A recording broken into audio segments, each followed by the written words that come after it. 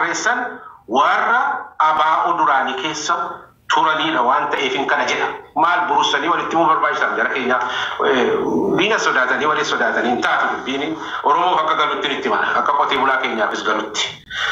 Dudduuba dippiloomaasii isaa sanas badaa isaanii rakka dhuman.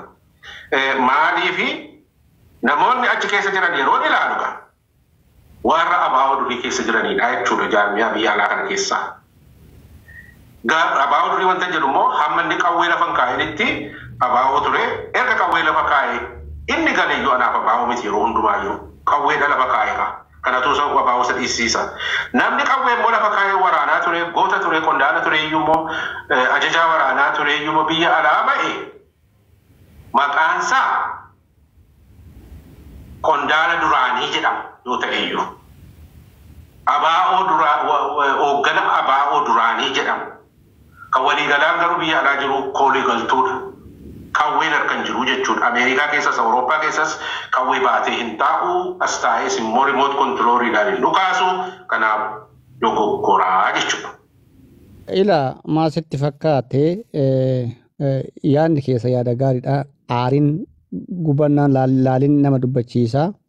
Garuu shamarran keenya yoo damma ixa waa hedduu gootan marzii hedduu harkaa qabdan isin ka warroota akkanatti garaa jecha awwaala nama lafa baasuu deemu kana balleessuu ni dandeettan yoo kutattan yoo gartee wantoota adda addaatiin sobamuu baattan qabsoon odoo bar isin waltaatanii itti seentanii warra bosonaa dhukaasu san caalaa isin waa guddaa hojjettan.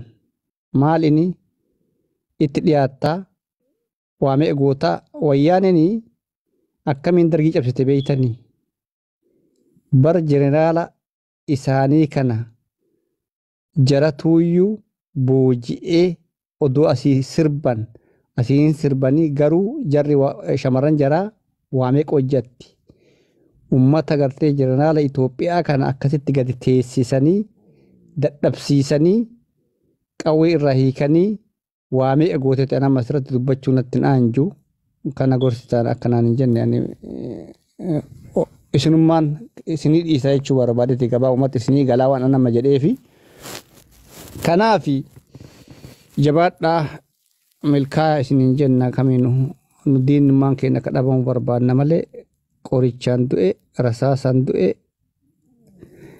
akkanaan du'e du'aan du'aa qotu inni gaafsanuu iyyuu gartee du'ee iyyuu ishiinu duutee jirti biyyattiin suni warruma gararraa hafuu dadhabdeetu achi fiigee waa balleessa malee amma kun waan godhan wallaalanii qabrii qotan jechuun kun salphinna maal jechuun salphin akkuma ilma namaa tokkottu miilikii maa hin diigin agarsiisanii ka gartee ka balaa kana maraa nutti ka fide maan diigin san faarfataniitiin irra taa'anii kan ammoo awwaalaa gootaa diiguu jechuun kun baay'ee tokko gadi bu'aadha.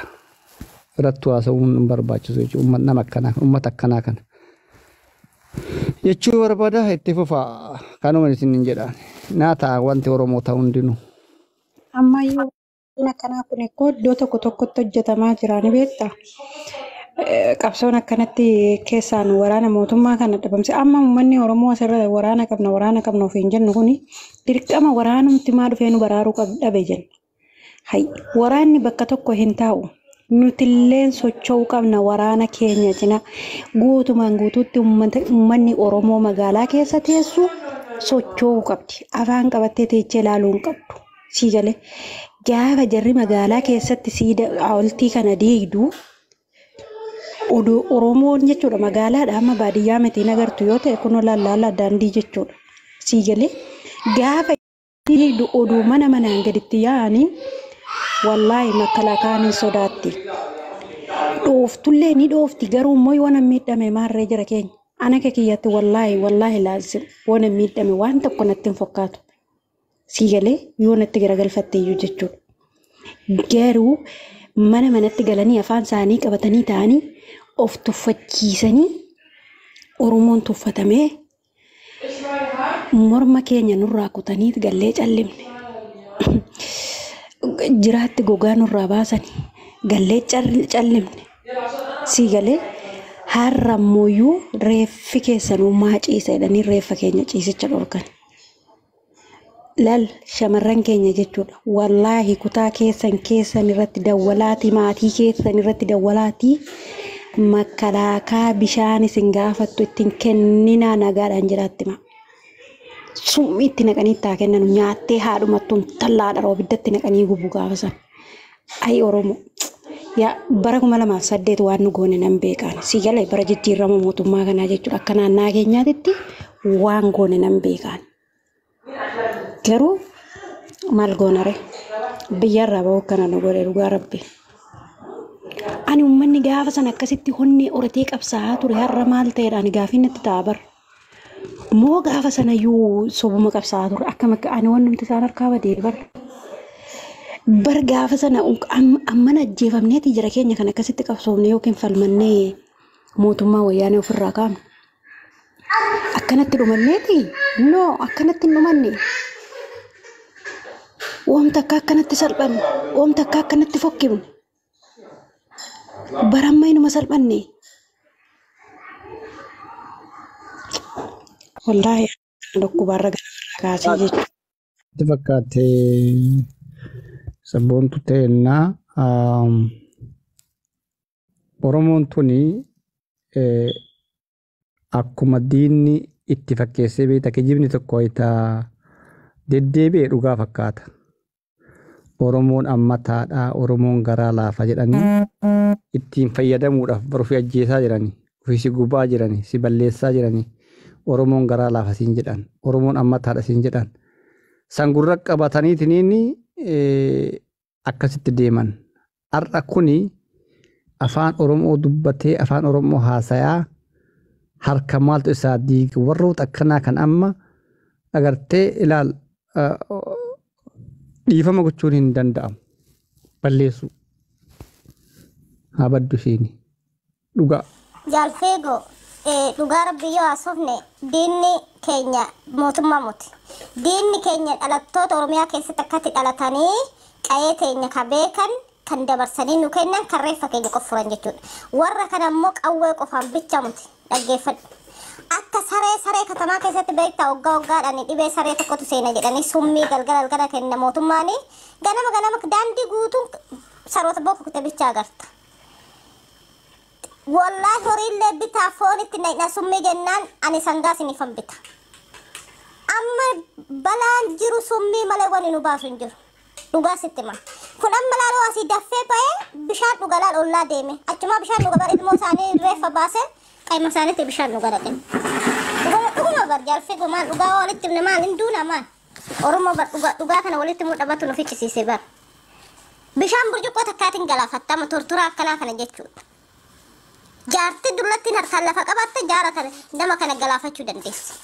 Kanaafuu qabsoon teenya wallaahi irra deebiitan isin kakadha. Ani gara xiyyiitii bituutirraa karaa jira. Dhugaa rabbe. Kotta ingal dubartoota bicha ilaallata wanni kun. Dadhabnee jirra amma sammuun ilaallata. Jabaadhu oma rakkoon qabu gara qabsoo oma ta'uun oma Oromoo gargaaru taananii rakkisaan qabu laal irratti hojjetudha. Asirratti dubbatu miti dhugaa wanti kuni irra hojjettee gantuu fi hattuu akkanaa tan agartee saree akkasuu baantu tortoraa akkanaa kanaa tortoraa wallolu tortoraa wallolu agartee qabrii keessatti nama qabrii keessa jiru wallolu kana marzii miti uma feete illee odoo agartee fuutellee uma feete goote ajjeeftee garaa nama nyaatachuu barbaada kuni sareedha saree akkanaa tan agartee anjahee yoo agartee yookiin immoo summii saree isin ajjeestes namatti tola jechuudha. Maaliif sareedha kun.